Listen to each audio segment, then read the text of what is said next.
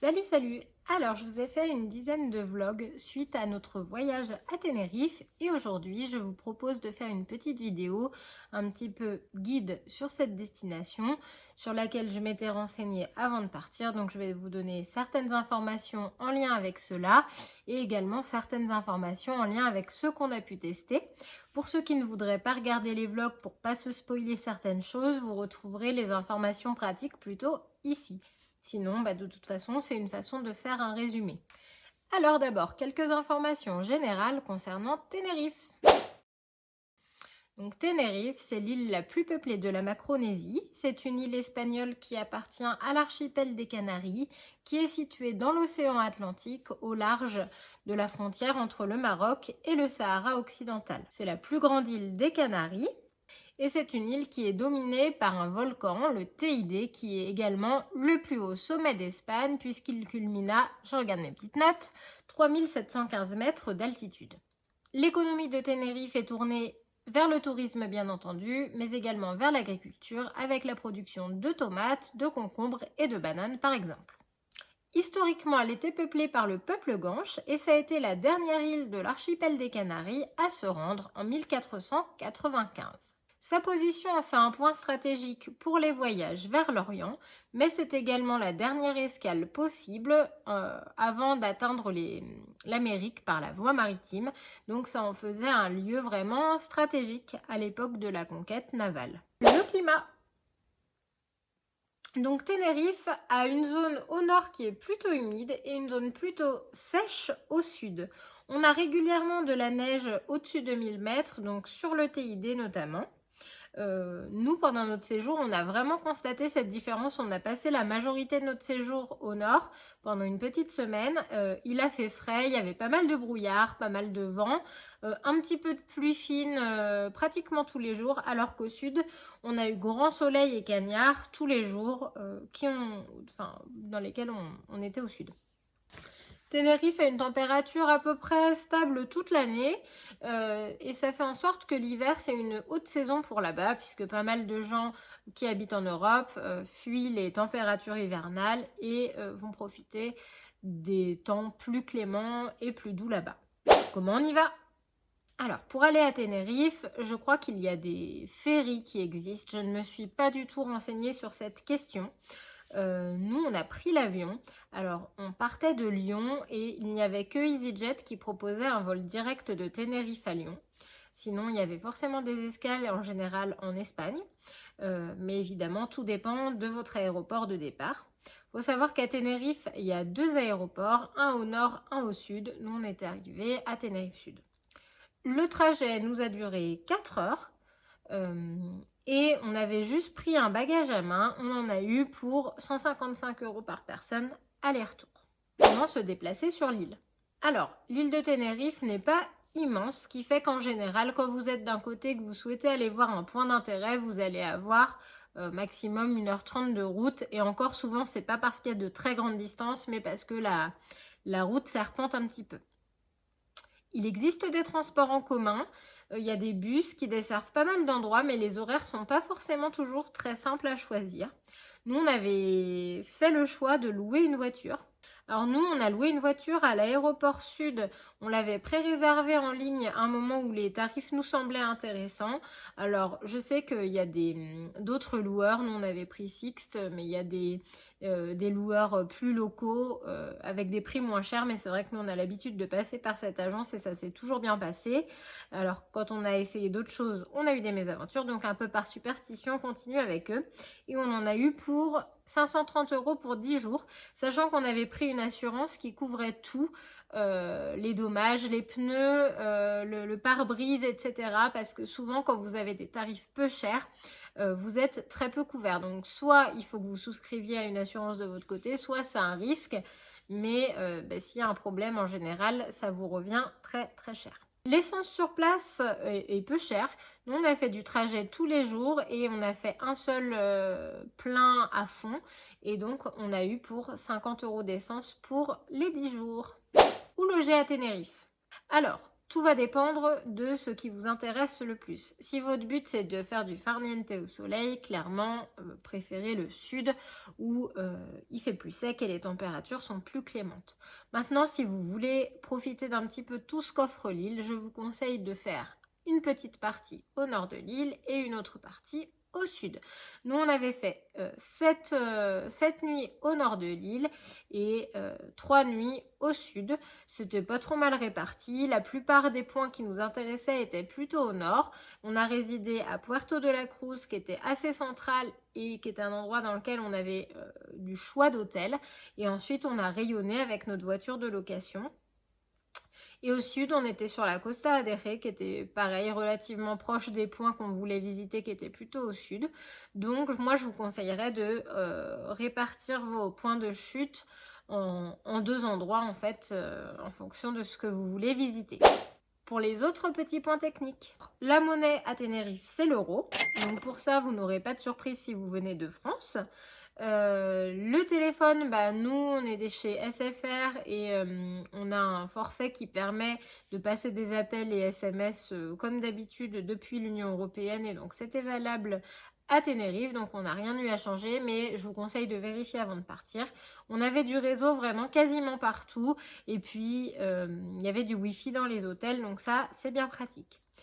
Pour ce qui est du voyage, si vous venez de l'Union Européenne, comme vous allez vers l'Espagne, en fait, vous avez besoin simplement d'une carte d'identité valable, une carte nationale d'identité valable, ou d'un passeport en cours de validité, bien sûr.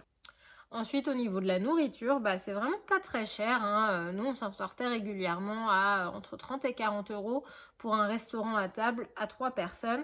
Et on a fait des petites courses aussi pour faire des pique-niques et franchement, on en avait pour très très peu cher. Donc ça, c'est pas un énorme budget à prévoir pour votre voyage à Tenerife. Alors maintenant qu'on a fait un petit point un peu technique, je vais vous parler des principales choses à voir, en tout cas ce que nous avions sélectionné pour notre voyage cet été 2024. Donc d'abord, en numéro 1 pour moi, il y a le TID et son parc. Le TID, c'est vraiment un point de vue que vous aurez de beaucoup d'endroits sur l'île, puisque c'est le volcan qui, comme on le disait en introduction, est le point culminant de l'Espagne. Il est très impressionnant, il est très beau. Et tous les environs sont vraiment magnifiques et à faire. Vous avez une variété de randonnées d'ailleurs qui vont de la randonnée compliquée à la petite balade vraiment simple. Vous avez une grande variété de choses à faire. Certaines choses sont même adaptées au PMR, aux jeunes enfants, tout ça. Donc n'hésitez pas, c'est vraiment un endroit à aller voir. D'ailleurs, le TID est un parc national qui est inscrit au patrimoine mondial de l'UNESCO. Si vous voulez monter sur le TID, alors, si vous voulez aller au sommet du TID, vous pouvez choisir d'y aller à pied. Attention, il y a quand même de la distance et beaucoup de dénivelé, bien sûr. Ça nécessite une autorisation, sauf, je crois, si vous voulez le faire de nuit. Nous, on n'avait de toute façon pas décidé de monter à pied. On était avec la petite qui a 7 ans. Ça nous paraissait hardcore de lui faire ça. Du coup, j'avais regardé quelques informations, mais je vous laisse vous renseigner de votre côté si vous souhaitez faire cela. Sinon, il y a un téléphérique. Donc, vous avez une petite station office de tourisme avec de quoi vous garer. Et là, vous pouvez prendre un téléphérique qui va vous emmener quasiment tout en haut du TID. Pour ce faire, vous devez réserver un billet sur le site internet du téléphérique du TID. On va vous vous allez choisir un jour et un horaire dans ce qui est disponible. Je vous conseille de le faire quand même relativement en avance parce que moi je voulais absolument faire le premier horaire du matin, je vous expliquerai après pourquoi. Et j'avais un petit peu zappé et quand je m'en suis occupée un mois avant, en fait il restait que 3 places. Heureusement on est 3, donc ça allait nickel, mais c'est quand même assez vite rempli. Faut savoir malheureusement que ça peut être annulé. Nous, on avait un petit peu peur parce que le téléphérique a été fermé avant nous. Des fois, il y a des problèmes techniques ou alors ça peut être à cause des conditions météo, notamment du vent, que le téléphérique ne se déplace pas. Comme nous, on y allait l'avant-dernier jour de notre séjour, on a croisé les doigts pour que ça fonctionne et ça a fonctionné, pas de problème. Le téléphérique vous emmène de la station où il y a l'office de tourisme en haut en à peu près 10 minutes.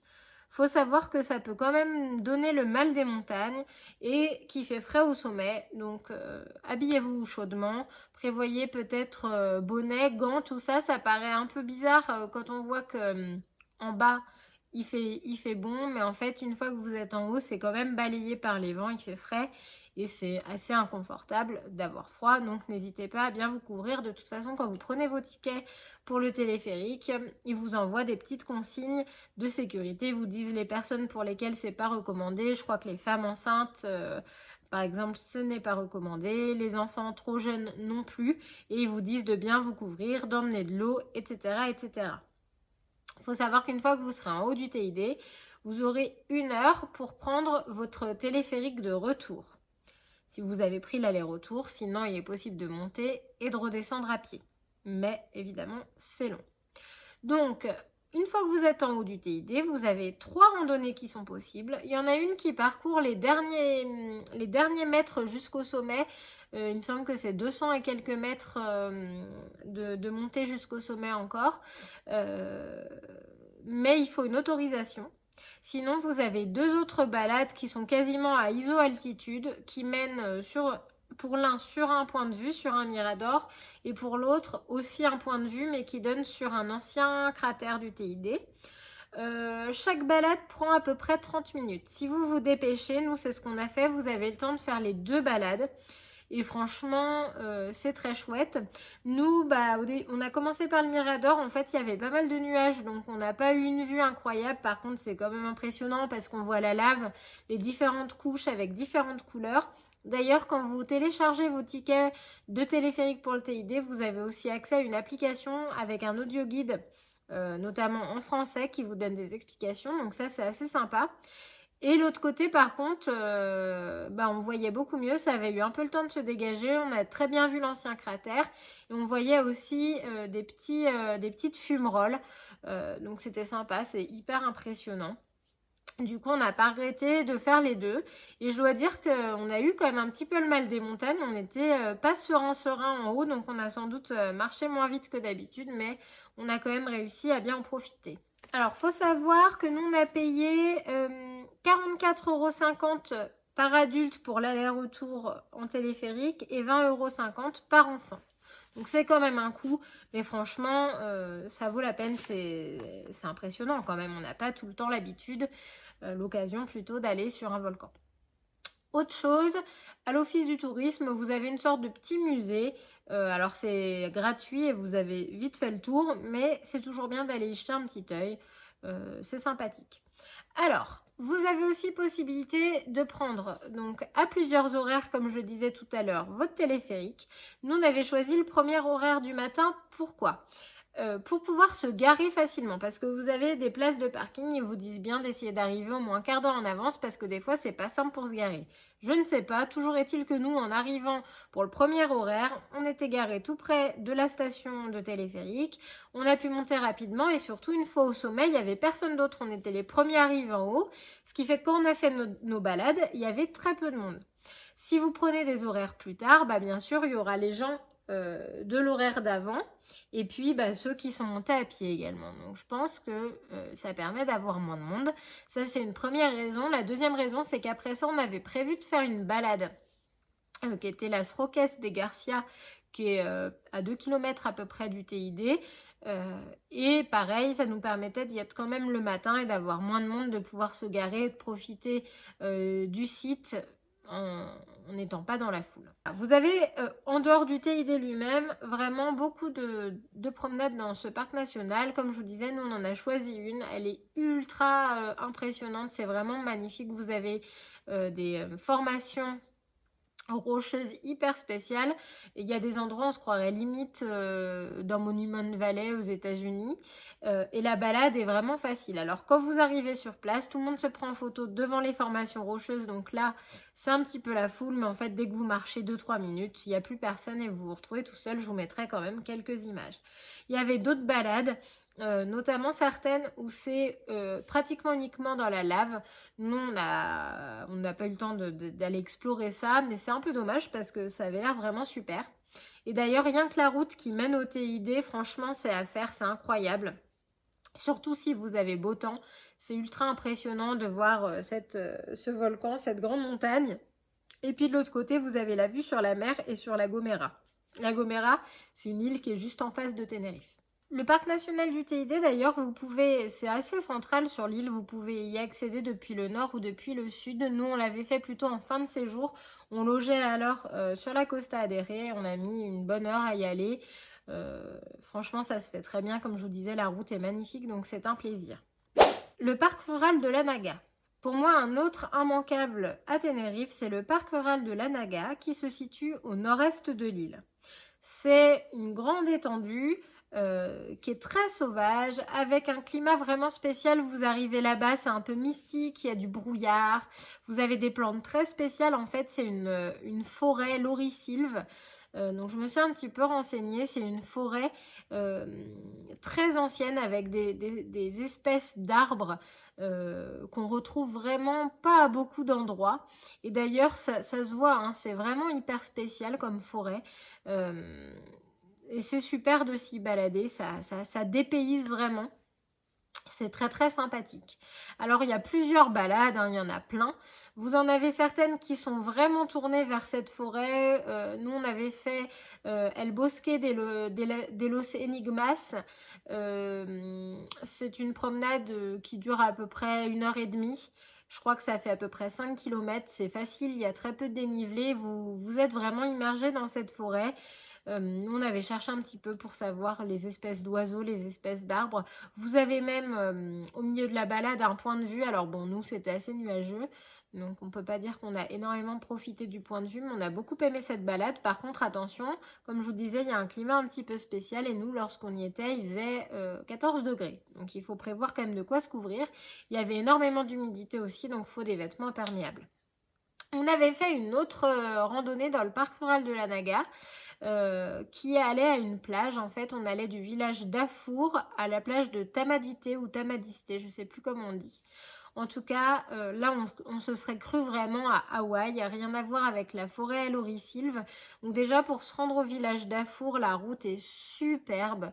Et puis, la randonnée, vraiment magnifique. Vous avez des cactus, vous avez la vue sur l'océan. C'est incroyable. Pareil, je vous mettrai quelques images.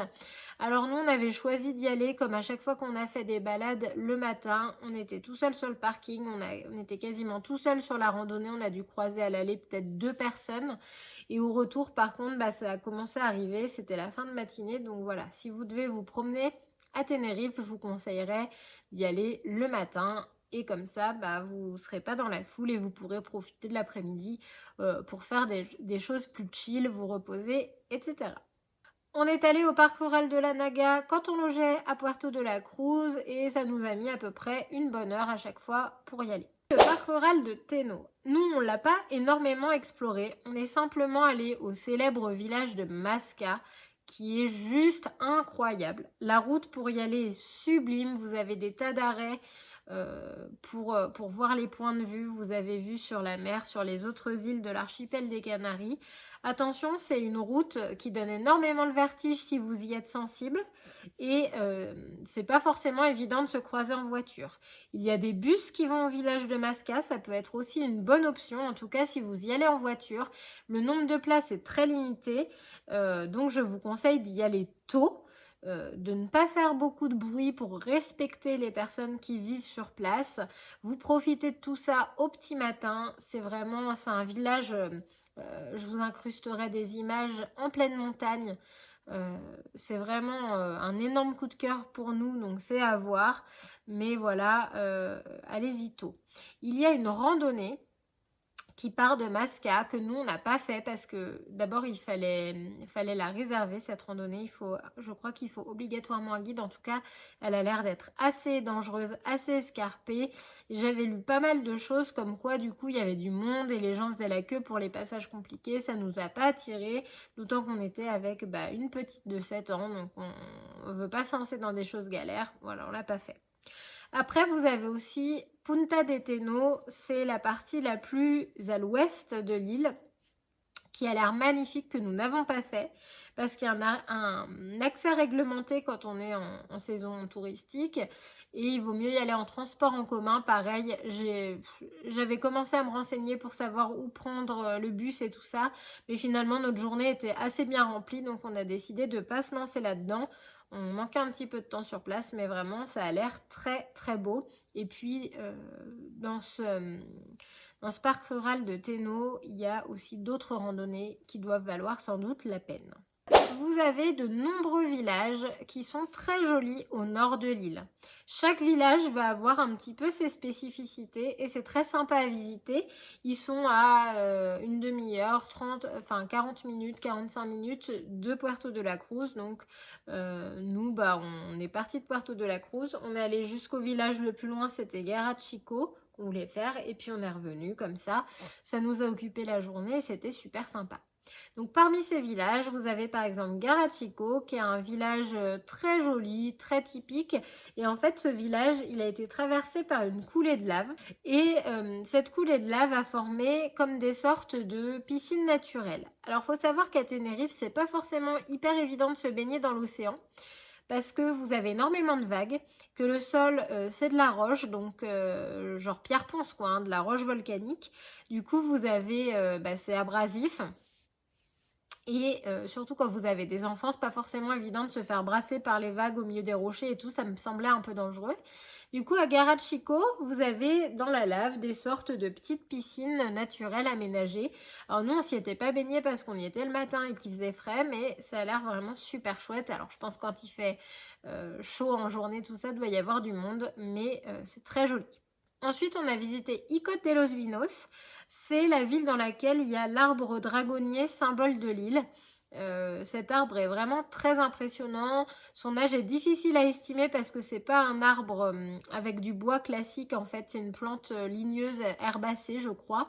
Donc, on n'a pas de certitude sur son âge, mais en tout cas, il est hyper impressionnant. C'est le spécimen le plus imposant connu. La ville autour est très jolie aussi. Vous avez une serre aux papillons qu'il est possible de visiter. Également un jardin botanique dans lequel on voit une petite partie des grottes qui étaient habitées par le peuple Guanche, donc ça vaut vraiment la peine selon moi.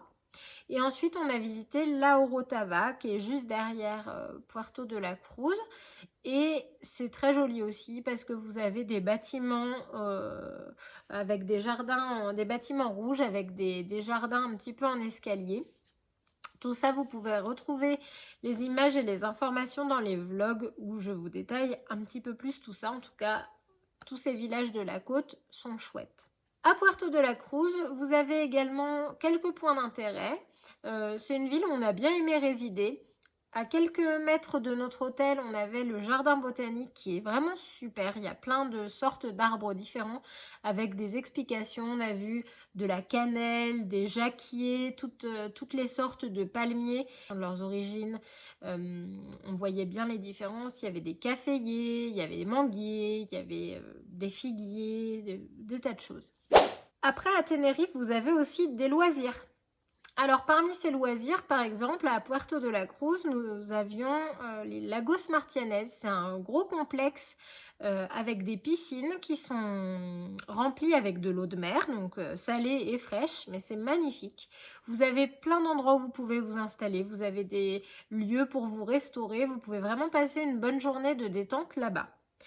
À Puerto de la Cruz toujours, vous avez le Loro Park qui a un zoo qui a été élu plus beau zoo du monde. Vous avez notamment beaucoup d'oiseaux là-bas, c'est ce qui est le plus réputé. Alors pour les oiseaux, les serres où il y a les oiseaux, ça c'est magnifique. Après, il y a aussi des mammifères marins et ça c'est nettement moins sympathique. D'autre part, le zoo est très joli, très bien aménagé, très bien paysagé. C'est superbe au niveau des plantes et tout ça. Après, par exemple, moi, le zoo de Beauval, j'aime beaucoup également. Je vois pas pourquoi l'Europark serait plus premier que Beauval, mais bon, ça doit avoir des critères de sélection que je ne connais pas. Vous avez également le Siam Park qui appartient à la même entreprise que l'Europark et là c'est un parc aquatique qui est extrêmement bien réputé. Il paraît que c'est un des plus beaux parcs aquatiques d'Europe. Bon nous, avec un enfant qui fait moins d'1,25 m, franchement c'est extrêmement galère. Il y a peu de choses que vous pouvez faire. C'est un petit peu la foire d'empoigne pour les casiers et tout ça, donc se référer au vlog. On n'a pas eu une excellente expérience là-dedans, mais je pense que c'était inhérent à la période à laquelle on y était et à nos conditions, on va dire, familiales. Mais voilà, c'est quand même quelque chose de très réputé. Si vous êtes friand de ce genre de choses-là, je pense que c'est un immanquable à Tenerife. Vous avez différents reliefs naturels qui sont très bien à aller voir. Par exemple, quand vous partez de l'aéroport sud, vous avez Arco de Tarao, c'est une sorte d'arche. S'il y en a vraiment pour très peu de temps, hein, c'est juste manière d'aller regarder cette formation qui est hyper spéciale, prendre une petite photo, mais ça reste quand même chouette. Il y a la Montaña Roja que nous n'avons pas visité, mais apparemment il y a aussi un beau point de vue. Il me semble même qu'il y a un endroit pour se baigner sur place. Après, vous avez tout ce qui va être charcot. Les charcots, c'est des piscines naturelles. Nous, par exemple, on a visité le charco Verde. En fait, c'est des roches ou de la lave ou d'autres roches qui forment un petit trou. Et la mer va remplir ce trou et vous pouvez vous baigner là sans vous faire secouer par les vagues. Je m'aperçois que j'ai oublié de mentionner le Gigantes, cette très impressionnante falaise qui se jette dans l'océan et que l'on peut observer à l'ouest de l'île.